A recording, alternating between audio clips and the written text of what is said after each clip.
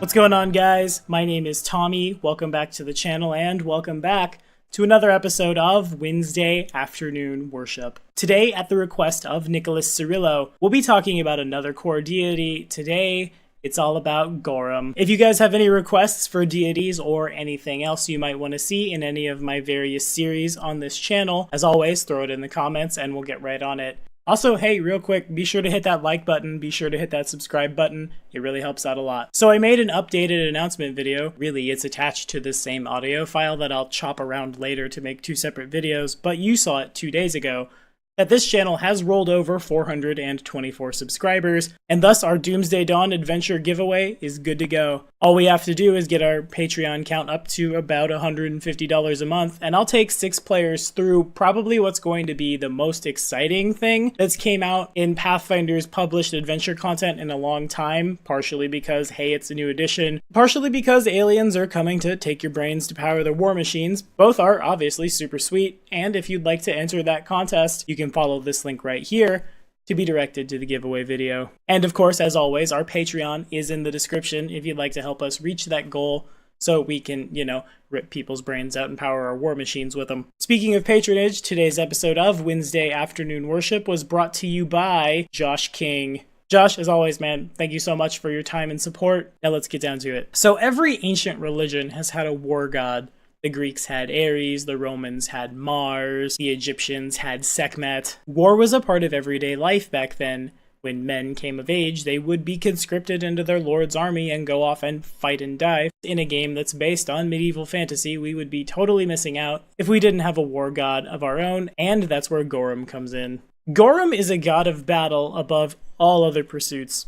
It's said that he would rust away into nothingness if there was ever a time when there were no more conflicts to be fought. Gorum's presence was unknown in the earliest days of Golarion. His clergy claimed that he was formed from battle itself, a suit of iron armor standing alone on the battlefield. His genesis is generally considered to have resulted from conflicts that erupted between orcs and humans following the orcs' surge to the surface of Golarion during the Age of Darkness. And if you'd like to hear more about the orcs of Golarion and the Hold of Belkzen where they reside, you can follow this card right here. Warriors and knights, ever since, have claimed to see a vision of Gorum as they strike a killing blow or charge into battle. Gorum is considered the divine embodiment of martial prowess and battlefield glory. According to ancient legend, the devil Alicino tasked the legendary hero Strada with the conquest of an invincible city. Strada sought the help of an oracle of Gorum and was given the 1,000 fangs of the dragon Catalfas. When Strada sewed the teeth into the ground outside the city as instructed, all the heroes the dragon had devoured sprang up into battle. Having frustrated the devil, Strada ruled the city. Strada would then go on to rule the city for 90 years with the skeletal army as a guard. In memory of this legend, the magical Spartoi seeds that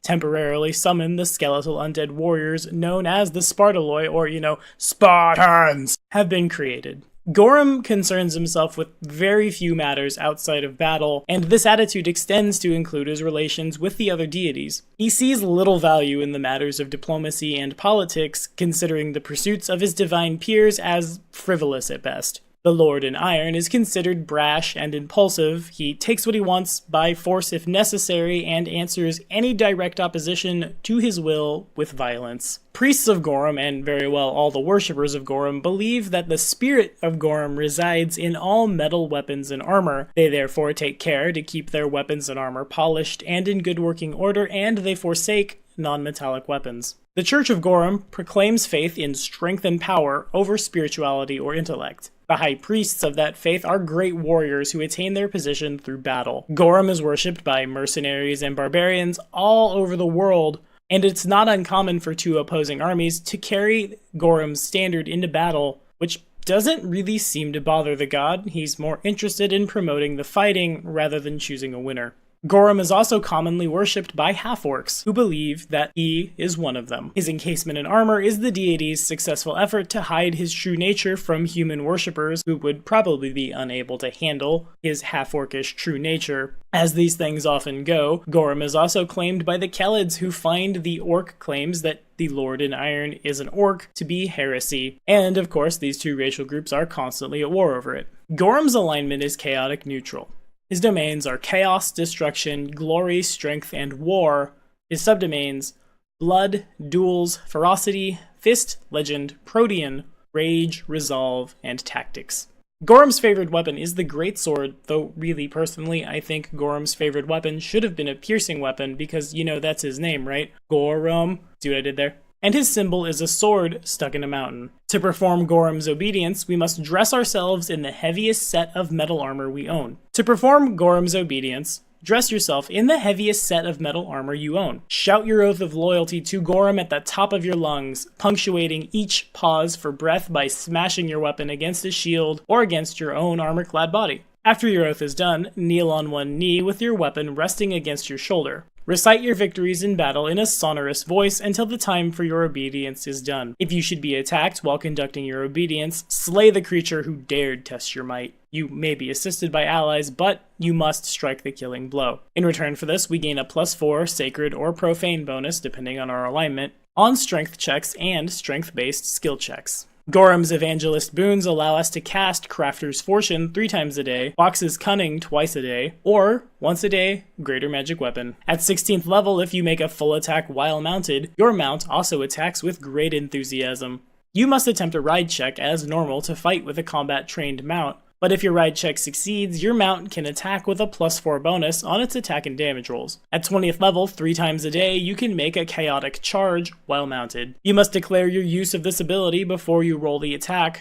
You take an extra -2 penalty to your armor class in addition to the normal armor class penalty for charging, but you deal an extra 2d6 points of damage to creatures of lawful alignment on a successful mounted charge. If you have the Cavalier's Charge, Mighty Charge, or Supreme Charge class ability, you instead deal 3d6 points of damage to creatures of lawful alignment on a successful wild charge, and you don't take the AC penalty. That's almost really good. Yeah, sure, I'll take an extra 2d6 points of damage that's gray on whether or not it's multiplied or not, because it doesn't say it's precision damage on my charge, but only against lawful aligned creatures, unless I'm fighting a bunch of devils or we're going up against a bunch of paladins or something. I don't necessarily know how often we're going to see that happen, but War Mount isn't bad. A +4 bonus on your mount's attack and damage rolls is pretty sweet, especially when that mount is something like a war cat or a rhinoceros or a triceratops or just something really big that already has a super big strength score. It's not the worst thing in the world for sure. Exalted boons will allow us to cast Magic Stone thrice a day, Spiritual Weapon twice a day, or Deadly Juggernaut once a day. At 16th level, when using the Strength Surge granted power from the Strength domain, you can target allies within 30 feet of you instead of having to touch a single target. You can target a maximum number of allies equal to 1 + 1 for every 4 hit dice you possess, a maximum of 6. If you don't have access to the Strength domain, you instead gain the ability to use the Strength Surge power granted a number of times per day equal to 3 plus your Wisdom modifier, as listed in the Strength Surge description. However, you can touch only a single target when using this power. At 20th level, once a day, you can use Word of Chaos as a spell-like ability. In order to use this ability, you must shout a battle cry at top volume, ending your shout in praise to Gorum. Or in other words, if you're playing over the internet, make sure everyone knows you're worshipping Gorum so they know to turn down their volume real fast before you start shouting at them about Gorum. Maybe warn your neighbors too.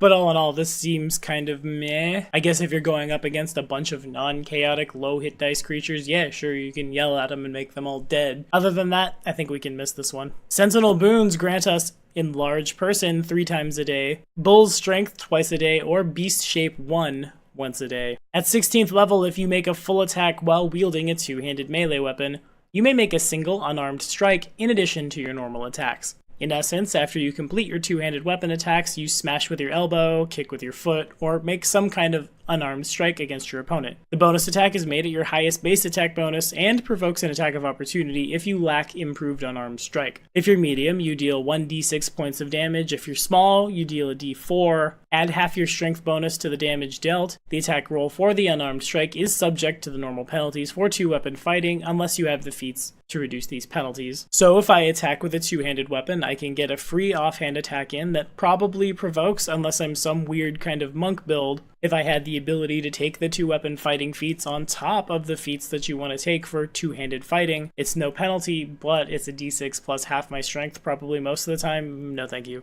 At 20th level, you enter a Holy or Unholy Frenzy whenever you rage. You gain a +2 bonus on your attack and damage rolls while raging. If you don't have the Rage class feature, you can fly into a Rage once per day as the Rage spell, though you don't need to concentrate. Instead, the Rage lasts for a number of rounds equal to your hit dice, or until you choose to end it, whichever comes first. So our Barbarian, who worshipped Gorum, in addition to now weirdly being able to punch people, which I guess honestly works kinda weird with the Rage power come and get me, but work it does. You punch them, they attack you. You have come and get me turned on, they have a +2 to hit you, but it provokes from you. Yeah, alright, sure. And at 20th level, stacking on with the capstone from a Barbarian, that means all of our bonuses from Raging would be +10 instead of +8. Probably easy to assume you're the strongest guy in the room at that point. Okay, yeah, I wasn't really sold on this one before, but the synergy is there, sure. Gorem, being chaotic neutral, classically speaking, can't have a paladin code, but certainly he does have an anti-paladin code. It reads as such. Peace is death. Conflict is life. I will not let anyone take the easy way out. Battle defines me. Without battle, I am empty. I make my purpose with blade and brand. I will bathe in blood and breathe in iron. Where there is no conflict, I will create it. Where there are skirmishes, I will make war. The sword is the answer to any question. If there is peace ahead of me, I leave struggle in my wake. Poison is for the weak. Ambush is for the cowardly. Plague is a consequence of slaughter. Aggression is not foolishness. If I cannot stand against a foe, I will find another, and mark the first for later. So yeah, Goremite adventurers are probably those guys that are giving you a lot of problems, classically speaking, I'll say. Walk into a bar, people aren't actively fighting, well, time to start a fight. Walk into a Church of Sarenrae, the clerics are not fighting, it's time to start a fight. And it goes on and on and on forever. Thus, these guys can be really hard to play in an adventuring party because they're really good at just kind of pulling people away from the narrative, making a huge mess of things, killing important NPCs. These guys are pretty much the reason why all the guards secretly have belts of physical perfection and are super buff, because somebody's got to put this dude down. That said, the last part of Gorem's anti-paladin code, aggression is not foolishness, is probably the adage the PCs have to hold on to the hardest here. A Goremite character won't necessarily just go run at the big strong thing and get himself killed in the process, especially if he's following orders from somebody of a more tempered alignment and religion. He might eventually come back once he's stronger to take out that person who wronged him. But if you have another character or an NPC or something like to essentially put a leash on the mad dog, it can certainly be played in an adventuring party. Goremite NPCs are probably the strongest NPCs in the world. It's easy to see even the clerics probably have barbarian levels, and that's a little awkward for their spellcasting, but they're certainly able to hit hard. They love their great swords, and they love ramming them through the chest of the non-believers, using their great swords to Gorum, if you will. These guys can make pretty big challenges both on the battlefield and off the battlefield because Gorem is classically worshipped by mercenaries. It's not a waste of a party's gold, in this one's humble opinion, if they have to drop a couple 100,000 gold on a really powerful mercenary worshipping Gorem to make sure that mercenary doesn't show up at the gates of a town they need to defend, or chasing them through the woods with a great sword howling at the top of his lungs later on. Of course, if they should happen to step on his toes in some way, shape, or form throughout the course of the campaign, then, well, all bets are probably off, but that's an entirely different story. So what do you guys think about Gorem? Have you ever used him in your campaigns? Have you ever had that player in your campaigns that's dragged everything down with combat, made it super unfun? Oh, a new NPC? Fight it. If so, or if you have anything else to add, as always, throw it in the comments below and we'll talk all about it. Be sure to like and subscribe for more videos. The next episode of Wednesday Afternoon Worship drops, next Wednesday.